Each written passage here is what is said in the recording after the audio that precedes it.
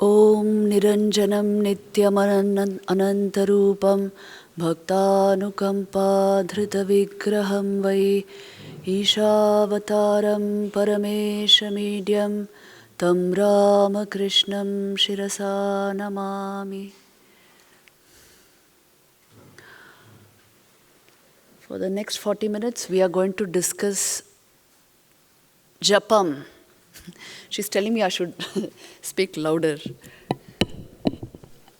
So we are going to discuss the spiritual practice of japam. She's saying it's not, they can't hear it.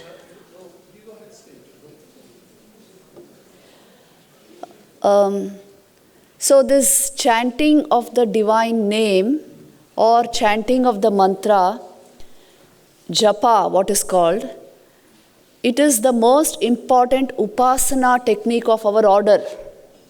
And not just our order, it's not just our sampradaya, it is across all, you can say, theistic Vedanta schools and Christianity.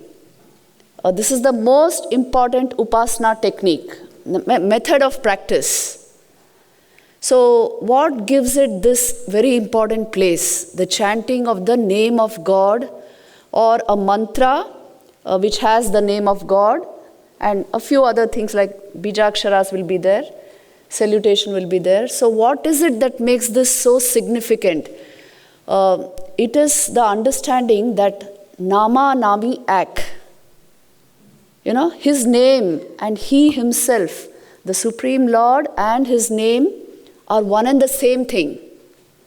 When you call him by name, see, just like how, suppose you're called by name, you at once respond, isn't it?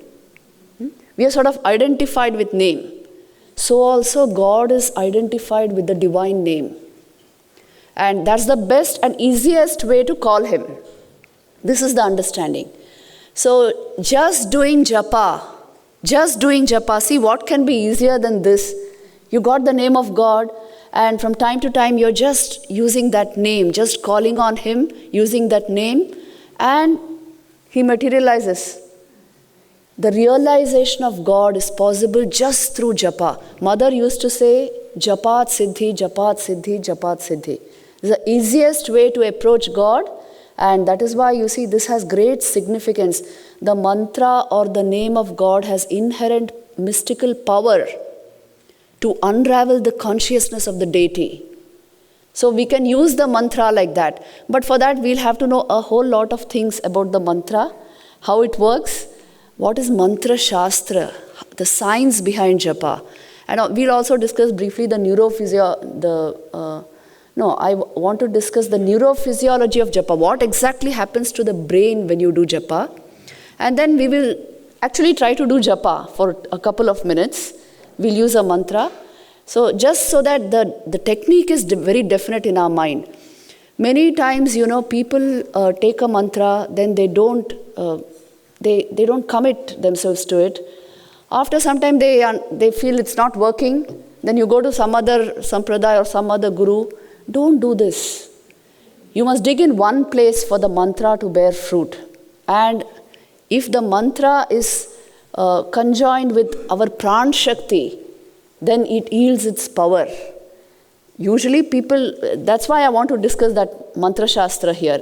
Since we don't do this, the mantra easily doesn't yield, what we are asking for. So there's a definite technique to do it. Now, first the preliminaries of japa. There are 4 ways of doing japa. One is, as you know, vaikhari or likhita japa, where you actually chant the mantra. You can do it in your private space, wherever.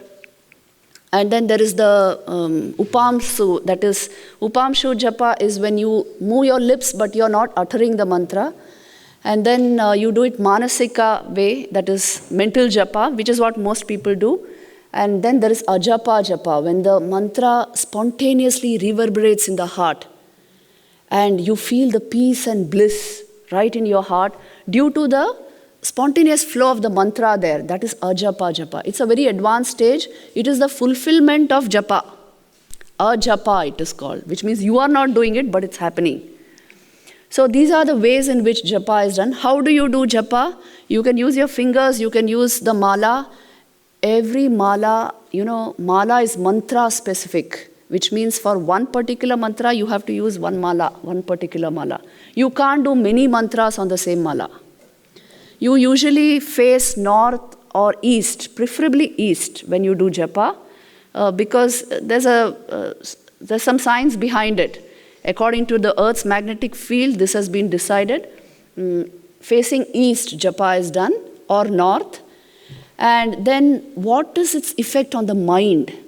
See, japa, actually speaking, removes all obstacles in spiritual life. It removes even obstacles in our normal life, so that we are able to do japa. It purifies the mind and the body. And the japa mantra, once we get used to it, you will see it brings devotion to God. So what more do you want? Everything comes with the practice. But only it has to be practiced. So just doing 108 times and then it's done, my duty for the day. This should not happen. The more we do japa, Mother used to say this, if you can do 15,000 to 20,000 times a day, your whole mind will come into your hands. It comes under control. So there's a way of perfect mind control and transcending our normal mental states, and that is japa. Sri Ramakrishna used to say that, the mind is like milk and this world is like water. If you pour the milk straight away into water, what will you get? Dilute milk. You can't make anything out of it. So pouring the mind into the world, just engaging. Today when people have free time, what do? Browsing or gaming or some such silly thing. When we were young, I always saw my grandmother, 5 minutes of free time, she would take up the japa mala. Or some parayana, Ramayana. No, nothing silly, something very intense and concentrated. A little amount of free time and they would do that. But see how we have lost touch with all this nowadays. See, putting the mind into the world straight away will give you only diluted milk. You can't do anything out of it. So then Sri Ramakrishna says, first this milk, you set it aside, allow it to set into curd. Add a little bit of devotion there. That is the curd, the starter. And then you leave it in solitude, it will become curd. Now you churn that curd. What will you get? Butter. And that churning is meditation. Do a little meditation. It will become now butter. And that butter will float on the water. Even if you place it in the world, it will float there. It won't drown there. So mind can be preserved through techniques like japa. Japa, meditation, chanting. Actually, you're preserving your vital energies. Sadhana is the way. Only when we do intense sadhana, we understand this entire mind can be changed into something else. This is what is called sublimation. This entire mind can be changed into what we are calling pure awareness and all that. But there is a way to do this. That butter is nothing but pure knowledge and pure devotion. But the method has to be employed. Now, Sri Ramakrishna also gives very important clues on japa. He says, for japa to work, make your mind like a fishing rod, make your prana like the hook, and let japa be your bait. He gave this instruction to Ramchandra Datta, who was a prominent householder disciple. See, you see? Your mind, your prana, and japa mantra. These three have to be attuned, brought into alignment, and you will catch the big fish. You will get the experience of God consciousness. He used to give another example. See, in those days, timber logs used to be dipped into the Ganga. So they soaked in the water, and then later on, after a few days, they would be sent into paper mills and all that. So Sri Ramakrishna had seen this. Timber being soaked in water in Ganga, and it would be tied to the bank, to a pole on the bank with a chain. Now he would point out to that chain to his disciples and say, you see, Just like how you can go link by link on this chain and get that timber. So also japa is like that. The pole there is your mind. You go link by link, use japa, and then you will get that timber. Timber is God. So japa is like that. It is a chain, sort of, a link. This normal mind can be converted into the pure mind. Divine consciousness can come in there just through the practice of japa. Only thing is that commitment, that nishtha is required for japa. Like long hours of repetition. Even if you are not able to sit for long hours because of your everyday duties, at least in the subconscious mind is always yearning to do that. The name is bubbling up from time to time. This is very important for japa. Now let me go a little bit into the actual science of japa. How does it work? If the japa mantra is in tune with our pranic energy, it will yield fruit. What is the meaning of this? So for this, I have 3 slides. Just notice this. This is the mantra shastra sar, the essence of how japa yields its results. See, the science behind japa is, there are philosophies like Shakta philosophy, Shaiva philosophy, which speak of all this. Even Yoga Sutras and the commentaries on that give some of these ideas. There is a Pran Shakti flowing in us, you know it very well. That's the thing we discussed in the morning, the vital energy within us. It can be committed along definite centers in the human body and the Pranamaya Kosh. See, when we say body, in Vedanta, we understand it differently. This is just the Annamaya Kosh, the physical body. There's a sheath within this called the Pranamaya Kosh. That is where prana actually circulates. So when you slit this body, you're not going to find prana because it's in the Pranamaya Kosh. And all these chakras and so-called things are, actually they are junction points where you can concentrate vital energies. So they are all in the Pranamaya Kosh.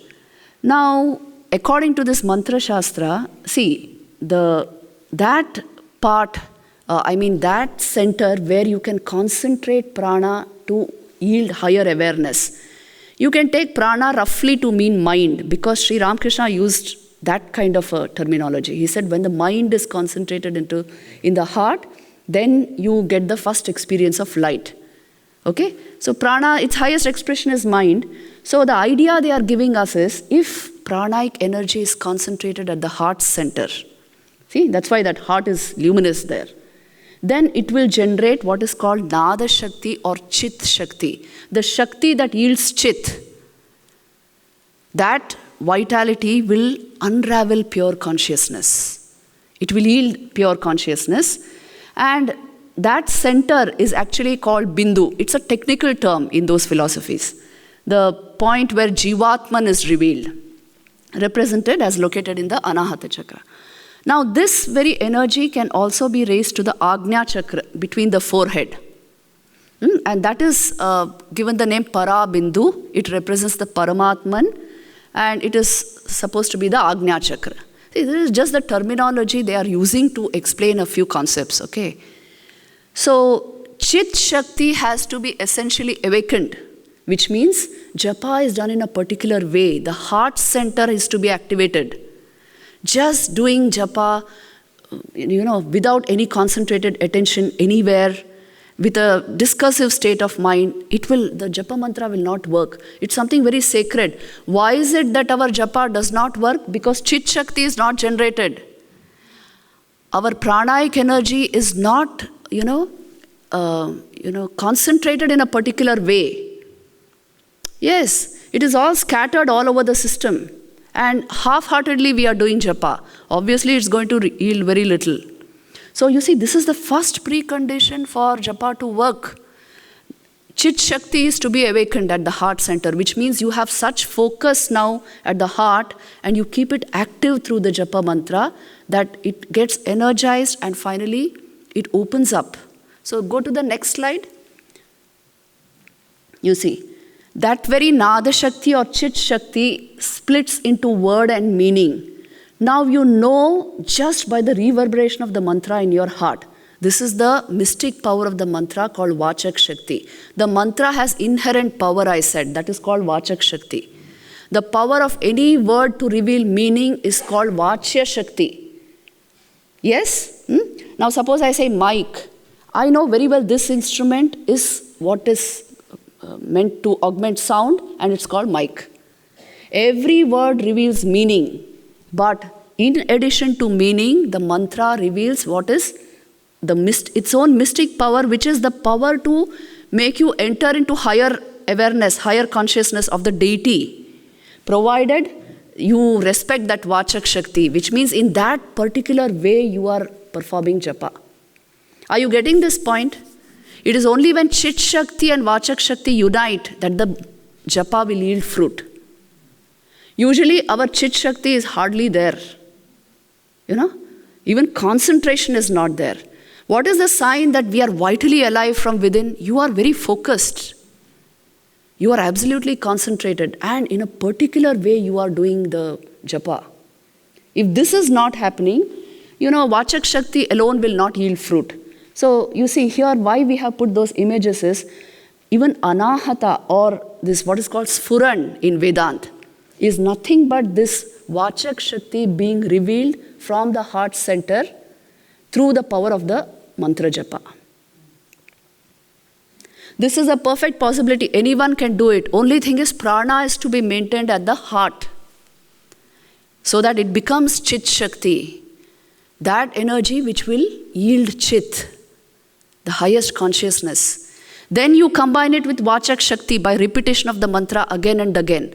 Now the mantra, its intrinsic power will come to the forefront. Realization will happen just by this.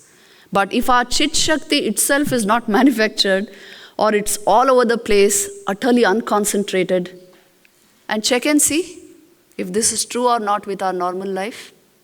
That's why then the japa does not yield fruit. So don't think of, well, this didn't work, now let me try another mantra, another deity. Don't do all that. These are all very powerful things actually. If you take it up, you should do it sincerely, otherwise don't take it up. Initiation is like that. Usually a formal initiation process is there, that is why, to receive a mantra, because it's so sacred. It's going to transform our consciousness. It's going to yield Chit finally.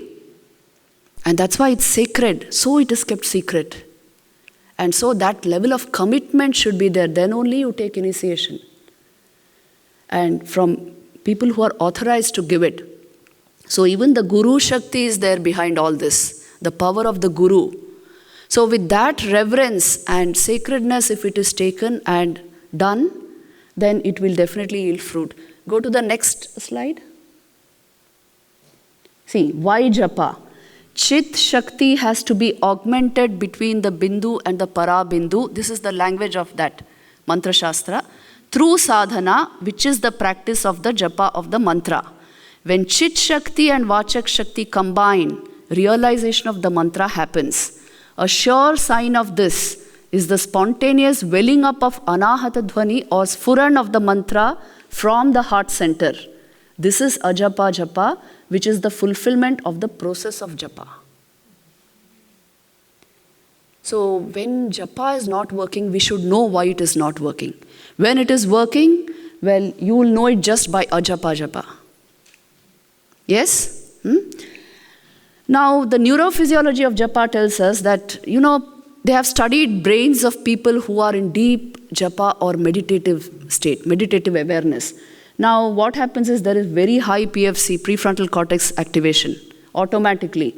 Left and right brain synchronous firing happens, which means a deep, peace comes into your system. The brain activity itself shows it. And then limbic deactivation automatically happens.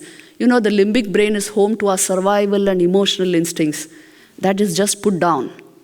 And the prefrontal cortex comes into dominance. Intelligence sparkles.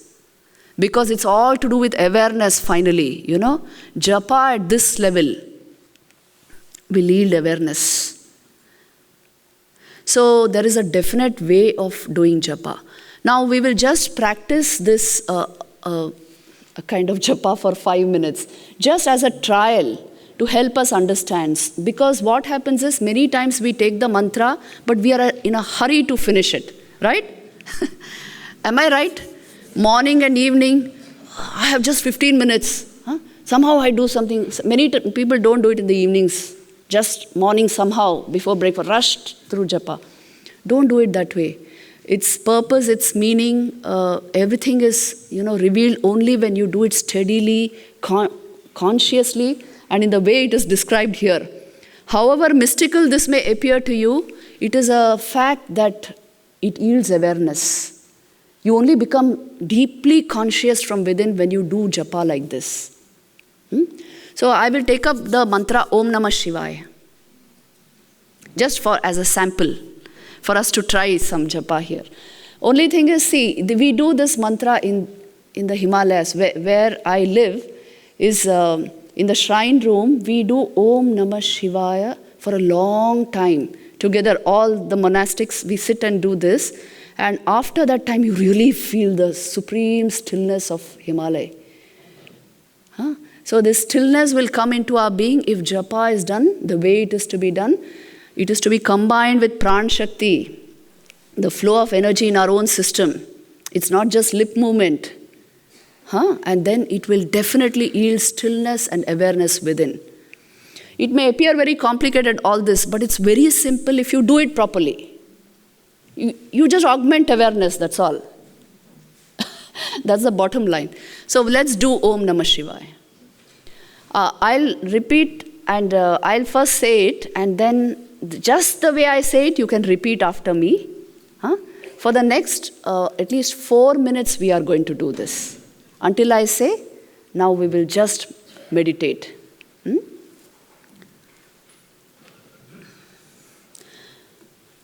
Try to keep your spine erect as you sit.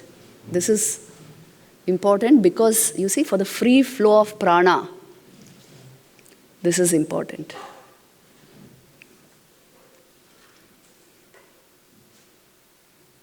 Keep your attention on the heart center.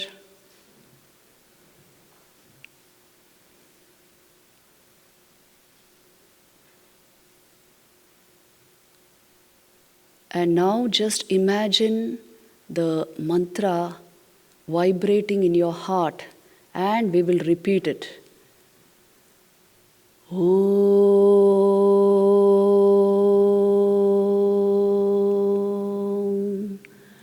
Namah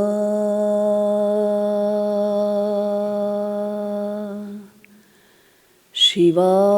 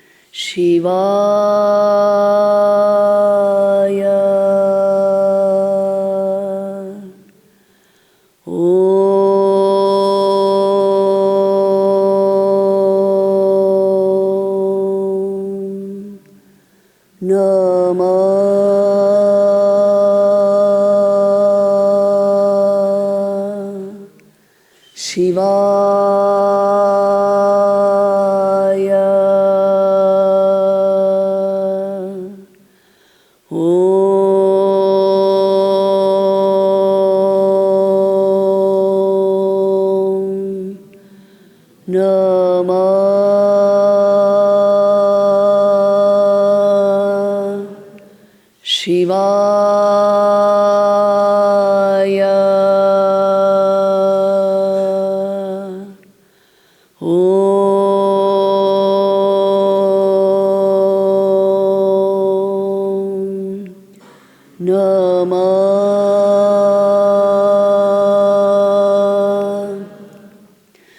Shivaya.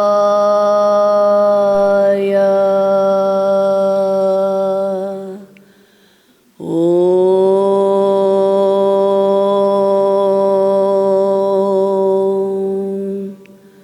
Namah Shivaya.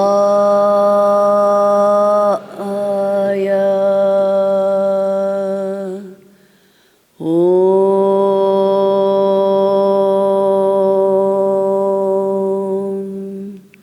Namah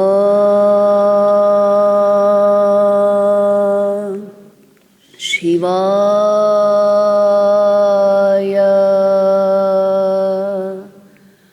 Om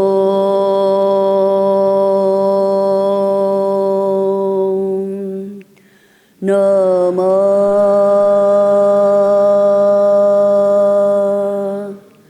Shivaya.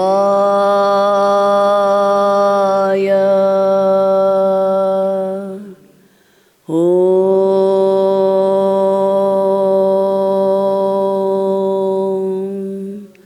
Namah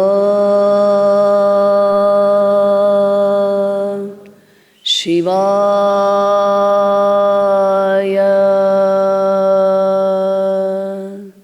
Om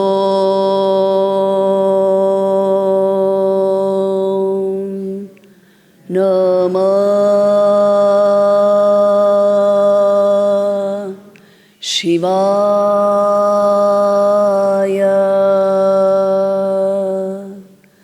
Om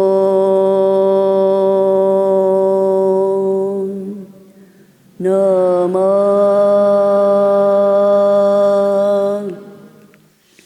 Shivaya. Om Namah Shivaya. Om Namah Shivaya.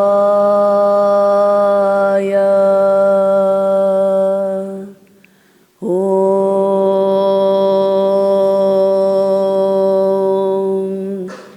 Namah Shivaya.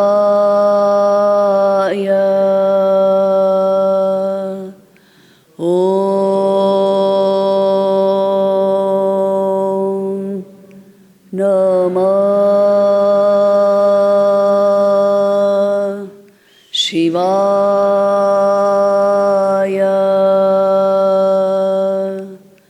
Om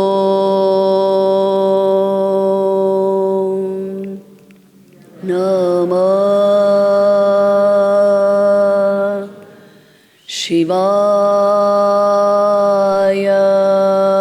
Om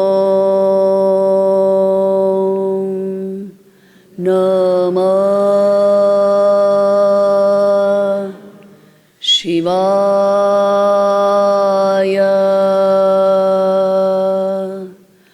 Om Namah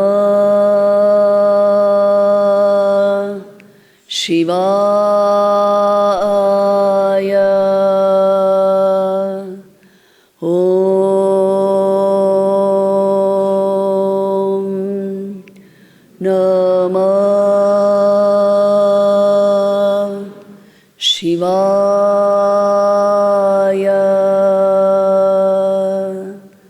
Om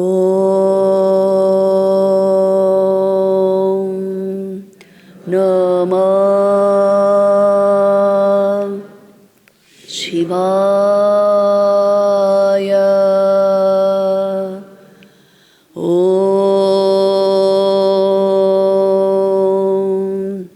Namah Shivaya.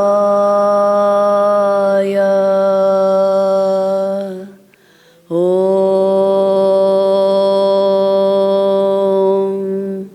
Namah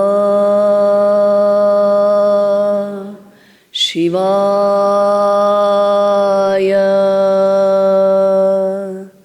Om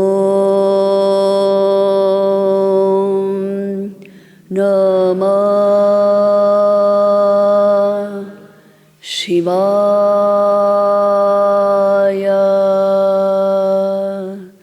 Om Namah Shivaya.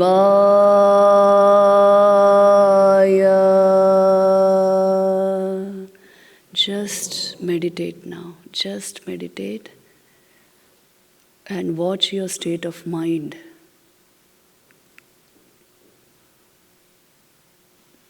Deep stillness, calmness, the Shiva Bhav will manifest just by the japa.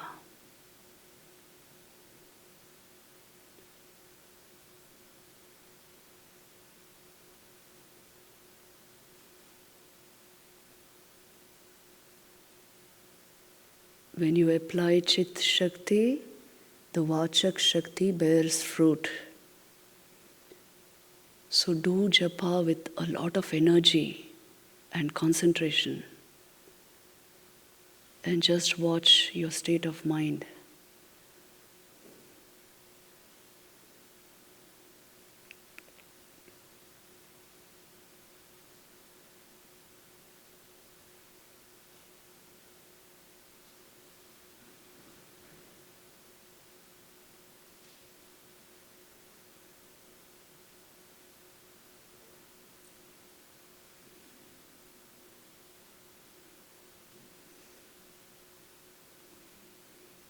See, this is how japa leads to meditation.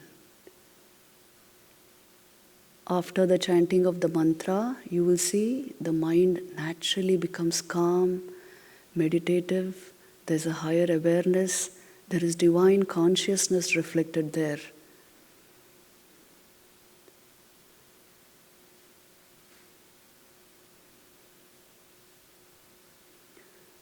Now we will open our eyes and try to understand a few more things about japa. See, the practice of japa purifies the mind because it is the name of God. And the practice of japa brings that divine bhav. It removes our negativities and whatever, wrong memories. It sort of rewires the mind and the brain. So japa has that power. And japa removes the negative passions, obsessions, perversities of the mind, doubts, and brings that daivi bhav. So you see, it's a great gain, just the practice of japa. It is so simple that, people sometimes want complicated methods. This is so simple. It's just the name of God taken with devotion. One of Sri Ramakrishna's own disciples once asked him, how do I get rid of lower passions and all that? Thakur said, take the name of Hari.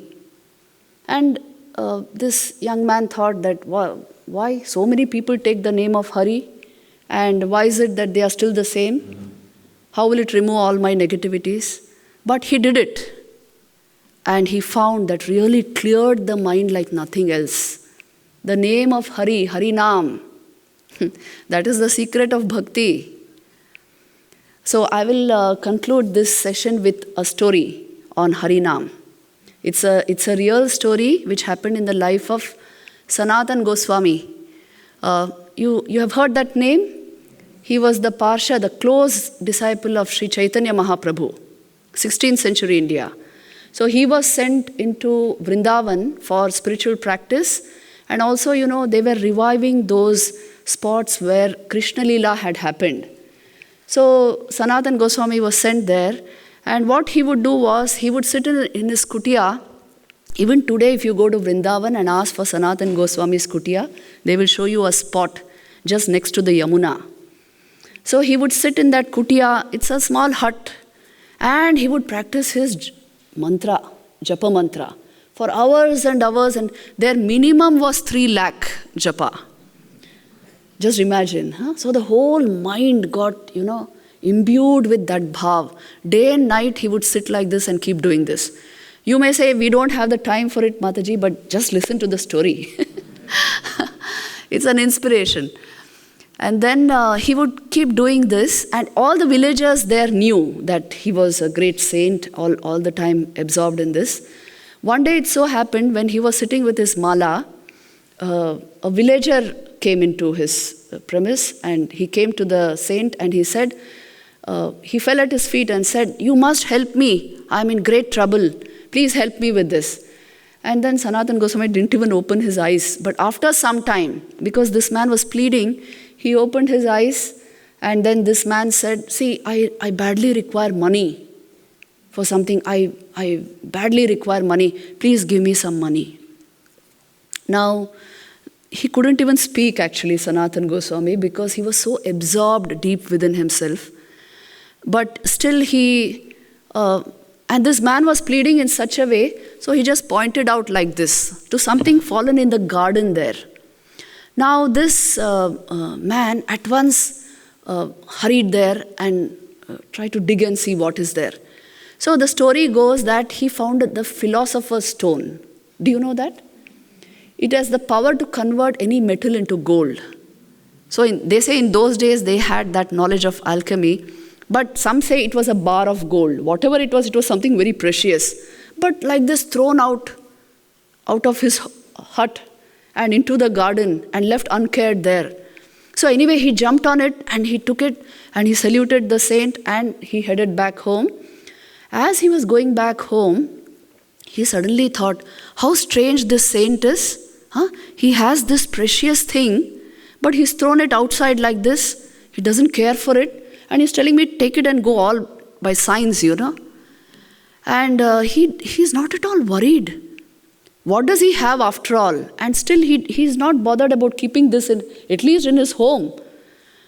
So he was thinking like this, and so then something happened to him and he turned back. And he went into the same place again. He saw Sanatana Goswami sitting deeply absorbed in his Krishna Nam. And his face was all lit up and luminous. His eyes were shedding tears of joy and ecstasy at that name. Tears shed for God come from here, from the outer corners of the eyes. And tears shed for the ego, they come from here, the inner corners of the eyes. So next time you're crying, check it out. So this is what Thakur used to say. So he saw these tears falling from Sanatana Goswami's eyes, and he was wrapped in his japa and radiating a peace and bliss, which was beyond expression. His brain just couldn't understand what he was seeing. He saw this saint like this, and then he suddenly thought, you see, the sattvic mind will give you the right ideas at the right time. He thought, what this man must have got, that he considers this precious gold also as nothing. He's thrown it out. What precious treasure he must have in his heart, that he thinks this is nothing. He's just put it out like that, and he's not at all bothered about it. Then at once he fell at Sanatana Goswami's feet and caught hold of them and said, I don't want this money and gold. Give me a little of what you have got. Give me a little of that bliss, which is so obvious on your face. Give me a little of that. I don't want this. Oh Maharaj, I don't want this, I don't want this. And then Sanatana Goswami opened his eyes and blessed him. In some accounts it is also said he gave him the Krishna mantra, Hari Nam. And this man took the mantra, went home and threw that bit of gold into the Yamuna. The story goes like this. The idea is just japa. You see, in that concentrated frame of mind with the pran shakti beaming within him and that ecstatic state. Like this, they would remain absorbed for hours and hours. This is how saints are made. So, japa is the key to opening the entire thing. Just the name of God. It has supreme, miraculous power. Don't undermine these practices. Only when we have done them, you will know its effect. In today's world, minds are very busy. But if you get used to a practice like this, great peace and happiness and bliss will be yours. Let me conclude with this. Om Shanti Shanti Shanti.